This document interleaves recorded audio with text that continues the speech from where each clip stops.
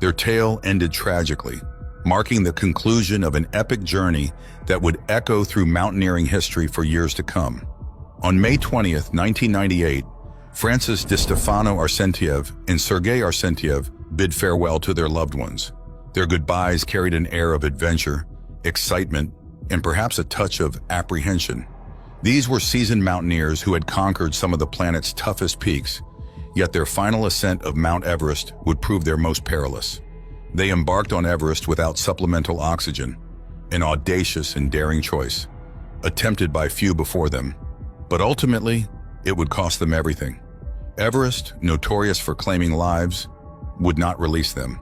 Here is the tale of these fearless climbers and lovers whose passion led them to confront the world's most daunting peaks, only to meet a heartbreaking fate on its unforgiving slopes. Francis Arseniev was drawn to the mountains and the thrill of climbing from a young age. When she was just 6 years old, her father took her to the Colorado mountains, and from that moment on, she was hooked. Her passion for climbing led her to many adventures, from the Annapurna summit to Everest, her final and tragic climb. Along with her Russian husband, Sergei Arseniev, she conquered several other mountains like Peak Goodwill, Denali's West Buttress, and Elbrus. Sergei was born in Russia in 1959 and moved to the United States in 1990, eventually settling in Colorado. He was a skilled and experienced high-altitude climber, known as the Snow Leopard for climbing Russia's 5 highest peaks. In 1992, he summited Mount Everest, becoming one of the few Russians to achieve this. Sergei had also climbed all the Russian peaks above 7,000 meters and completed a traverse of all 3 tops of Kangchenjunga, a feat accomplished by only a select few. One of his most impressive achievements was climbing Annapurna without supplemental oxygen and summiting via the North Face in alpine style. It was in Annapurna in 1991 that he met Francis, and they fell deeply in love. The following year, they married and had a son named Paul. Their shared passion for climbing was a bond stronger than any other. Francis often joined her husband on various expeditions, such as Denali's West Buttress in Elbrus. Though not a professional mountaineer, she became the first American woman to ski down Elbrus and climb its east and west peaks. But their love for the mountains would ultimately lead them to a tragic end. The cold, unforgiving heights of Everest became their final resting place, forever sealing their fate among the icy peaks they so loved. Their story serves as a haunting reminder of the dangers that lurk in the high snowy mountains. Driven by her immense passion and unwavering confidence, Francis Arseniev aimed to become the first woman to conquer Mount Everest without using supplemental oxygen. On May 20th, 1998, she and her husband Sergei set out on their expedition together to make history. Their journey was fraught with challenges. Powerful winds forced them to delay their ascent multiple times, prolonging their stay on the mountain. By May 18th, they had reached 7,700 meters, and the next day they climbed to 8,200 meters, settling at Camp 6. But on May 20th, as they began the next stage of their climb, heavy snowfall greeted them. Camp 6, perched at around 8,200 meters, was a critical point in their climb and the last stop before the final push to the summit. Reports say that the couple lost their headlamps during the climb from Camp 6. They tried to continue on May 21st, but had to retreat after climbing only 100 meters. Staying at Camp 6 longer than expected was extremely dangerous.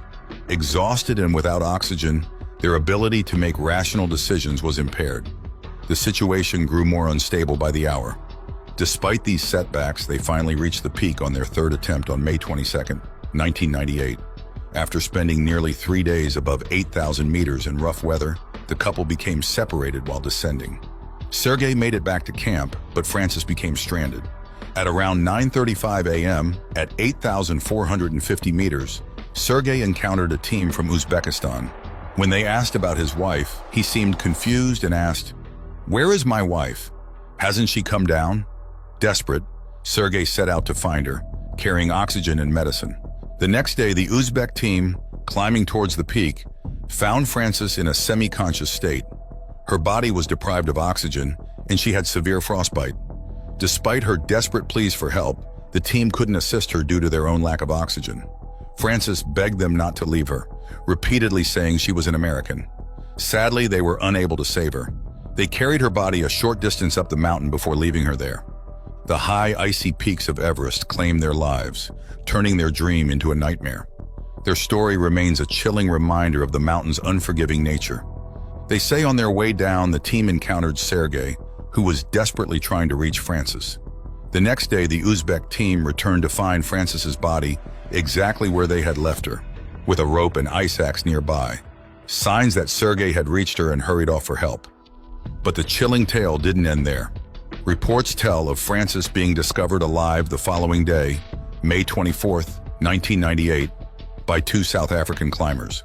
As Ian Woodall and Kathy O'Dowd ascended towards the peak, they stumbled upon what appeared to be a frozen body clad in a purple jacket. Kathy O'Dowd, shocked, noted that Francis seemed to have a broken spine.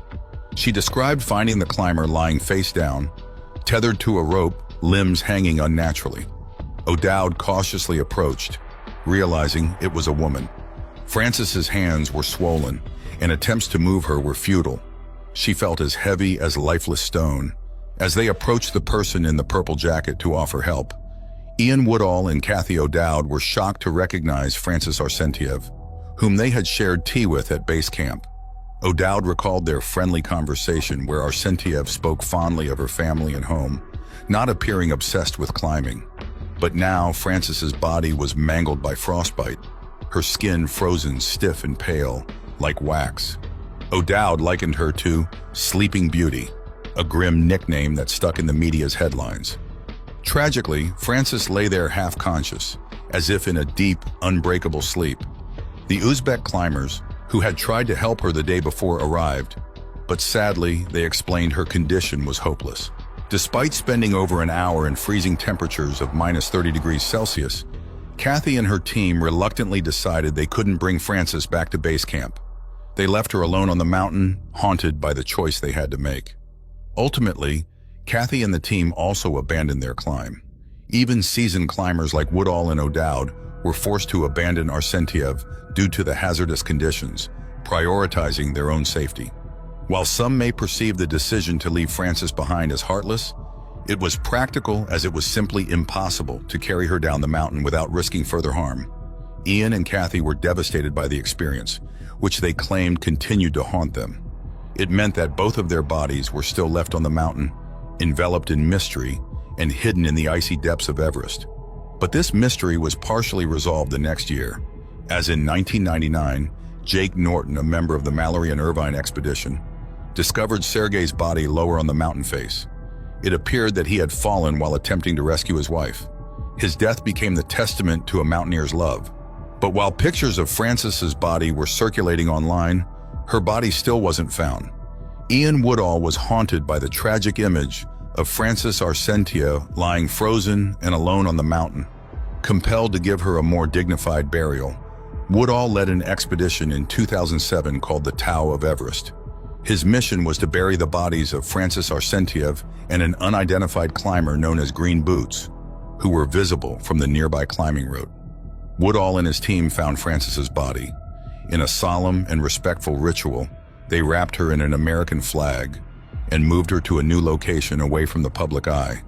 And with that, the tragic story of Francis Di Stefano Arsentiev and Sergei Arsentiev came to an end. If you want more stories like this, subscribe to our channel and hit the notification bell. Leave a comment with your thoughts or suggestions for future videos. Until next time.